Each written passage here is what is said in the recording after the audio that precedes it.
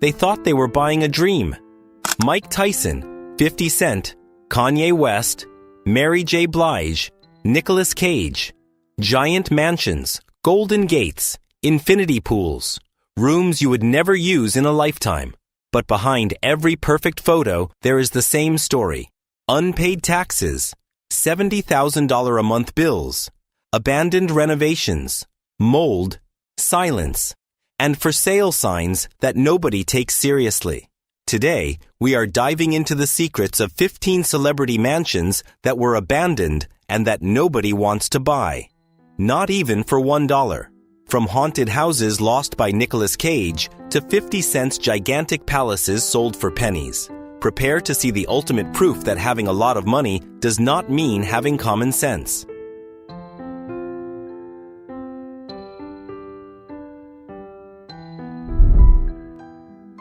We start with a name that is synonymous with excess, Mike Tyson. At the peak of his career, with millions coming in every fight, Tyson bought this palace of about 19,500 square feet in Ohio. It was not just a house. It was a kingdom. It had 58 acres of land, tiger cages, an indoor pool, and a golden gate with the name of boxing's most feared man. A true temple to his ego. But after legal troubles, debts, and career setbacks, Tyson was forced to sell. The fate of this mansion is a warning. The new owner ended up being arrested for money laundering, and the house was left completely abandoned for years. Broken glass, peeling paint, an empty chapel, scattered furniture. From the outside, it looked like a fan's dream. But inside, it was proof of something many of you always comment. Proof that even the rich do not understand money. In the end, the house was bought by a church, which transformed the former symbol of excess into a place of worship. A change of purpose that seems poetic.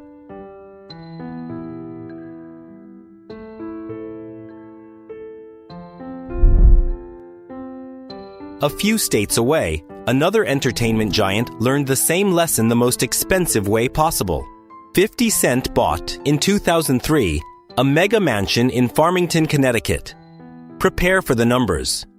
51,000 square feet, 21 bedrooms, 7 kitchens, a nightclub, a casino, a recording studio, a basketball court, and indoor and outdoor pools. And the most ironic thing of all, this house had previously belonged to Mike Tyson. Fate warned him, but 50 Cent did not listen. For 12 long years, he tried to get rid of this property. The listing price started at an unbelievable $18 million. But the extreme personalization and the living costs drove away any serious buyer. When he finally found a buyer in 2019, the sale price was $2.9 million, a discount of over $15 million. And the detail that makes the public fume in the comments and summarizes the madness of these houses.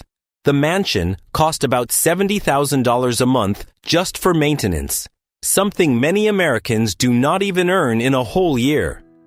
This is where the classic comment comes in. Lesson 1. Never buy or build a mansion, even if you are rich.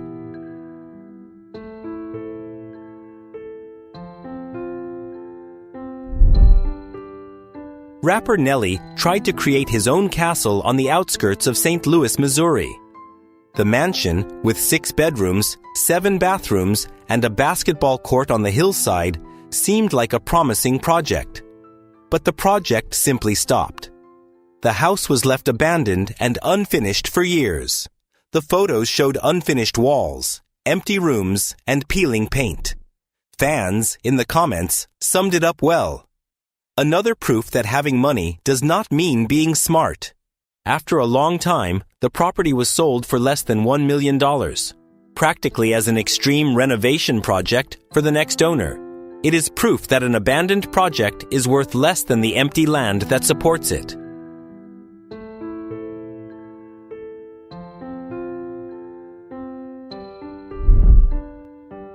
In Miami, on an exclusive island, another mansion became a symbol of unsustainable excess. rapper Birdman bought a house of about 20,000 square feet on Palm Island, which had previously belonged to producer Scott Storch. Seaside pool, marina, movie theater, studio, everything oversized. Years later, the property, inevitably, fell into foreclosure. It was sold for around $10.85 million in foreclosure, and later returned to the market for over $30 million after renovations. This is a typical cycle for these monument houses that few can maintain and even fewer want to buy. Meanwhile, in the comments, the public asks the same question. If the rich owner couldn't even keep it up, how will an ordinary buyer deal with the bills?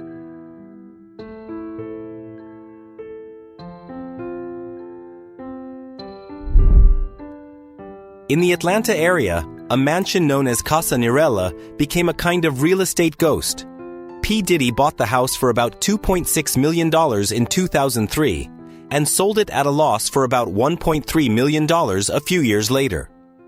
Since then, the place has been abandoned for 17 years, covered in mold, graffiti, and leaks. From the outside, it still looks like a southern palace. Inside, it is exactly that scenario that many people comment on. It is sickening to see these houses rotting while so many people have nowhere to live. The contrast is painful.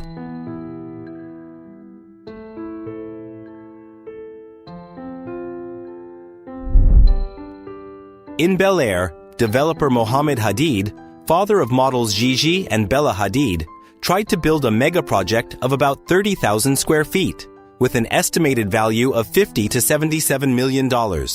Neighbors nicknamed the house the Starship Enterprise because it was so exaggerated. But the mansion was deemed a public danger. Safety issues, construction beyond permitted limits, lawsuits, legal battles. A judge ordered the property to be demolished.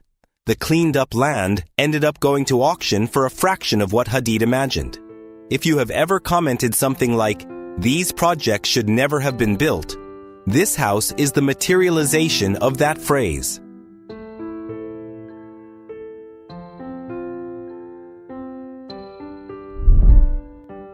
In Malibu, Kanye West bought a minimalist mansion designed by architect Tadao Ando for about $57 million in 2021. Kanye, in his vision, decided to transform it into a kind of futuristic bunker. He ordered the removal of finishes, windows, and internal installations, and he simply abandoned the renovation. The property was later sold for about $21 million, with serious damage and the need for millions in restoration work. The public looks at the photos of the exposed concrete and thinks, another example of luxury turning into ruin because someone had an idea that was too expensive and not enough patience.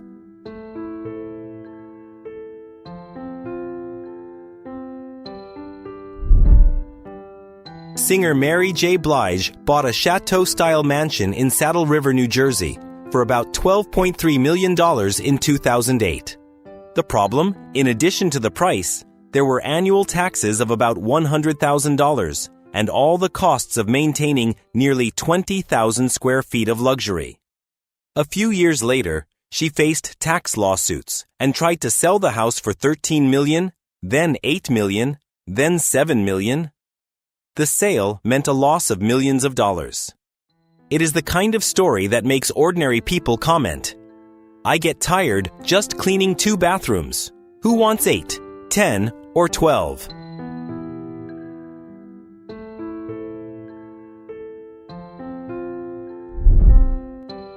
Whitney Houston's modern mansion in Mendham, New Jersey looked like it came out of a music video.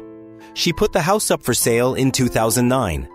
It was on the market for 5 years, being taken off and relisted several times, with ads insisting on the singer's status. Only in 2014 did a buyer finally take the property for about $1.5 million, much less than expected for the dream home of a global star. This is the best explanation of why celebrity homes can be a terrible investment. It is not just the size, it is the extreme personalization, the fame, and the heavy history that comes with it.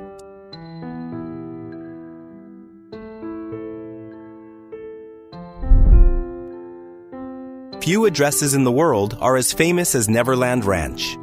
Amusement park, zoo, private train. A world created by Michael Jackson. After the singer's death, the place became a gigantic real estate problem. In 2015, the ranch was put up for sale for $100 million. Nobody wanted it. The price dropped to $67 million, then $31 million. And finally, in 2020, it was sold for about $22 million, less than a quarter of the initial asking price. The comments echo a harsh truth. One day, even Graceland will appear in videos like this. Everything passes. Houses and owners turn to dust.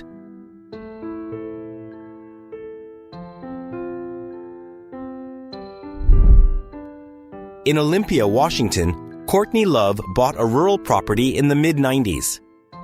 Over time, the house became a symbol of abandonment. Listings described it as needing a major repair and not for the faint of heart. There was graffiti on the walls, fire damage to the guest house, and deteriorated structures.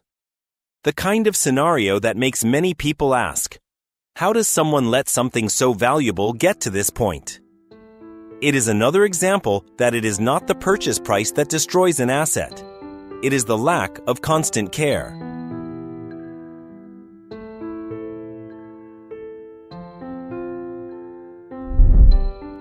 Nicolas Cage went through a phase where he seemed to buy everything.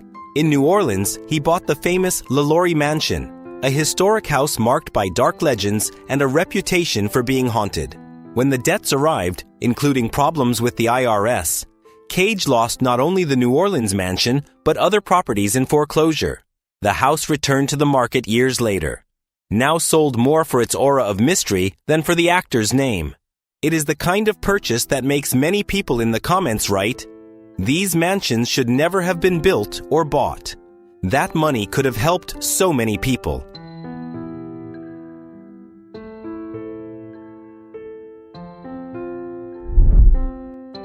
It was not just in New Orleans. In England, Cage also bought Midford Castle, a clover-shaped construction, almost out of a fairy tale.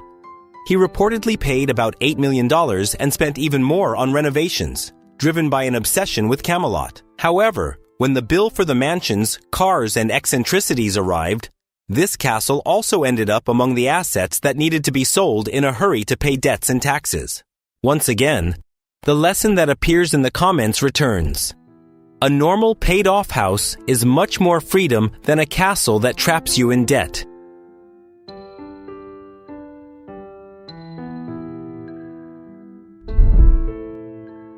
A recent report on luxury ruins cites several examples of houses linked to celebrities that lost value or were left to decay.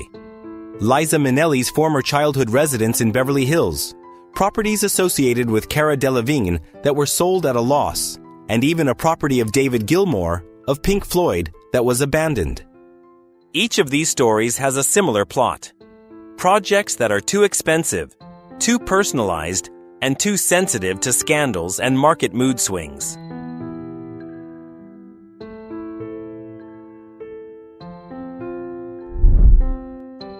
We have reached number 1, and this is a lesson that even the greatest athlete of all time cannot beat the real estate market. Michael Jordan's mega mansion in Highland Park, Chicago.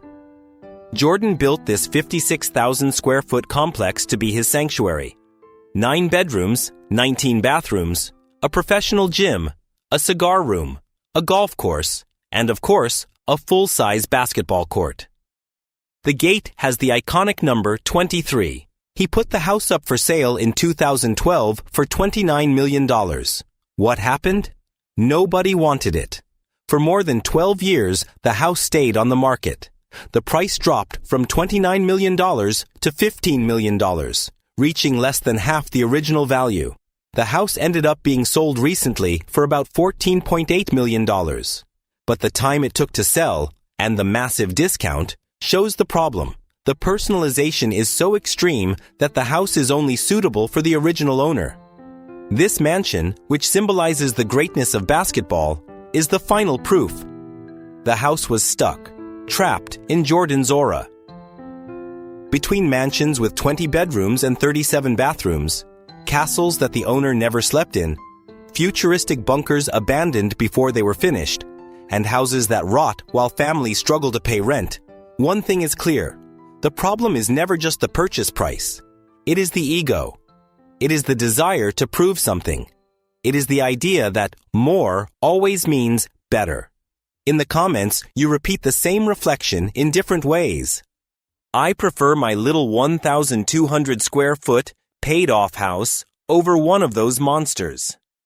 What did these artists do that is worth so many dozens of bathrooms while teachers, firefighters, and nurses can barely pay their bills? In the end, these 15 mansions tell the same story. When you buy on a whim and not out of necessity, the house ends up owning you. Comment below which of these 15 stories was the most shocking. Cage's Haunted Mansion, 50 Cent's $70,000 a month bill, or Jordan's palace that nobody wanted. I read all your comments. If you enjoyed this dive into the dark side of luxury, leave a like and subscribe to Top Celebrities so you do not miss any videos. Hit the bell to continue receiving the weekly dose of tragedy, glamour, and ruin. To continue on the topic, click on the video that is appearing on your screen now. We analyze the 10 most expensive mansions of billionaires that are also stuck on the market. See you next time.